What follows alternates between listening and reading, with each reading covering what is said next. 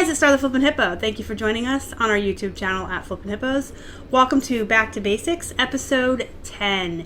Today we're going to cover how to quickly and easily move multiple photos from your phone at one time to your computer to have access to them right there when you're listing on eBay. I mentioned this process in the last Back to Basics video, episode 9, the ABCs of listing on eBay. And I mentioned, you could move all your photos at once and save yourself a couple of steps and some time. And then a couple of folks after that messaged me on Facebook or sent an email, and some of you commented right here asking how to do that. I know some of you already know how to do this. Some of you could probably do it in your sleep, but not everybody is technically inclined, and that's okay. We all have different strengths and weaknesses. And I'm here to help you guys as much as I can and answer questions. So for anyone that didn't know how or wants a refresher, this is going to be it for you. I cannot speak to Macs or iPhones. I don't have any knowledge of Apple products. We do not use any Apple products in this house, and so therefore I'm not familiar with them or comfortable speaking on them. But I would assume that iPhones have a USB cord and can plug into the Mac laptops, but I cannot be 100% sure. I do know from my friends that use Apple products that they are very territorial about their attachments and their cords, and you have to have specific ones for your Apple product, whereas Samsung and the Galaxies, I could go to the Dollar Tree and buy a cheapo cord and it'll work. So I can't speak on that, but you can follow along and watch how to do it on an Android if you want. It should be pretty similar to the Apple products, but again, I can't 100% say that for sure. So what I'm going to show you today, I have been using this method since the beginning of pictures on smartphones. I've done it on Windows 7 and every Windows update since then. I'm currently using a Windows 10 and it still works. And it's worked with every phone I've ever had. So regardless, if you have Windows 7 or higher, or whatever kind of phone you have, this method's going to work. And it's really simple. All you need is your USB cord. This is the cord that you guys use to plug your phone into the wall to charge. Everybody should have one. It goes right into your phone. And then this end that usually goes into the piece that plugs into your wall is what you're going to plug into your laptop or your desktop. It works on either one. So you got to find your USB port either on your tower if you're on a desktop or right on your laptop. It's where you would plug your mouse in, your webcams, your microphones, things like that. Most people know what their USB port looks like. So you plug it right into your USB port, and then you're going to go into the back into your computer to grab those photos and move them over. And I'm going to share my screen with you and show you how. So once you have your phone plugged into the USB port on your computer, just kind of give it a second to let your computer recognize the new device. Make sure that you have a designated folder that you've created to put your photos in so that they are easily accessible for you and you know where to go to get them every single time and you're not digging around and wasting time. It's really easy to create a new folder. You can go right to your desktop, right click, go down to new, hover there, go over to folder, and it creates one, and you can give it whatever name you want. So you can name it photos or the name of your eBay store or whatever you want to name it so that you know that that's what it's for. The first time you upload photos to eBay, and I'll walk you guys through that in just a second, you're going to have to navigate to that folder to show eBay where to pull the pictures from. After you do that the first time, that is automatically the place eBay will go to look for those photos. So once you have your phone plugged in and you have a folder, a designated folder, you want to navigate to My Computer or This PC, depending on which version of Windows you're using. It will either be called My Computer or This PC, and you'll see your device right there. There's mine, the Galaxy S9, so I just double click it, double click phone, double click DCIM, and camera. It will take a minute to get all of your photos uploaded into this folder. If you have a lot, it can take a while. Then you want to go and open another window, which is where you're going to dump your photos. I have a folder already here called the Hippo Hut. So I'm going to open that and go to my photos for listing and have that open. I'll put it over here. And then I'm going to open where my camera opened, and I don't have any pictures in here for listing right now. I've already cleaned it out. But let's just say I wanted to bring over all these pictures of Bear. That's my cute little black bear hamster. Isn't she adorable? Her name is Bear. So let's say I wanted to bring all those over. So I'd click the first one in the series, go to the last one, press shift on my keyboard, and click it again. You see how it highlighted all of those?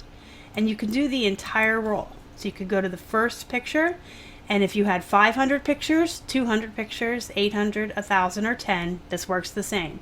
Go to the first one, click it, scroll all the way down to the last one, shift on your keyboard, click. It grabs them all. Depending on how many you're moving over is how long it's going to take. We will move Bear. So you just, once they're all highlighted, just grab anywhere in there and pull to that other folder. You see how it grabbed them? And then you drop it. And they're there. And you get this little screen here with the update telling you how long it's going to take. So if you were moving like 1,000, that window would have popped up with that green bar, and it would actually tell you 2 minutes remaining, 3 minutes remaining. But when you're not moving very many at a time, it's rather quick. Now let's say you had 10 pictures here of a pair of jeans, and one of them was blurry, and you don't want it for your listing, and you don't want to drag it over. So you would click the beginning of the series, go to the end, shift on your keyboard, click. Whichever one you don't want. Let's say this is the picture I don't want to include in my listing, and I don't want to drag it onto my computer. Control on your keyboard, click it. It takes it out. So then if I were to move them, it would only move those 9. Isn't that awesome? So now let's go up to eBay and see what this looks like on the back end, uploading photos there.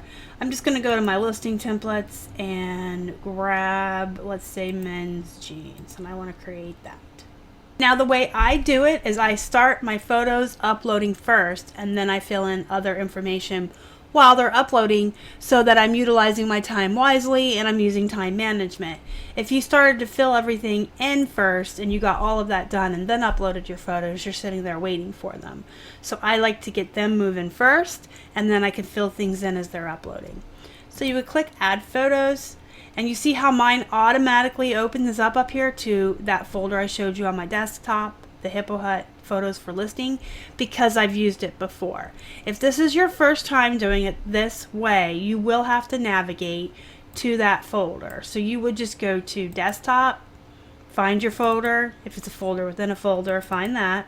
But once you do that, eBay will automatically look at that location or folder every single time you ask it to upload photos until you navigate somewhere new. So that's kind of cool. It saves you a step because after the first time, eBay does it automatically. So let's say I'm going to list Bear as a pair of men's jeans. Just like I showed you before, click the first one in the series, shift on your keyboard, click again, open. All those photos are going to start loading in, and then you can come up here and start filling in your listing. So I would fill out my title, make sure my categories are correct. They're still loading, so I can work on my condition description if I wanted, start on my item specifics, the description box, down to the shipping, and then come back up. And if I were actually filling in all of that information, these would be 100% done by the time I was done. And then I would just double check and make sure, nothing needed cropped. Let's say I wanted to crop it. I can do that here.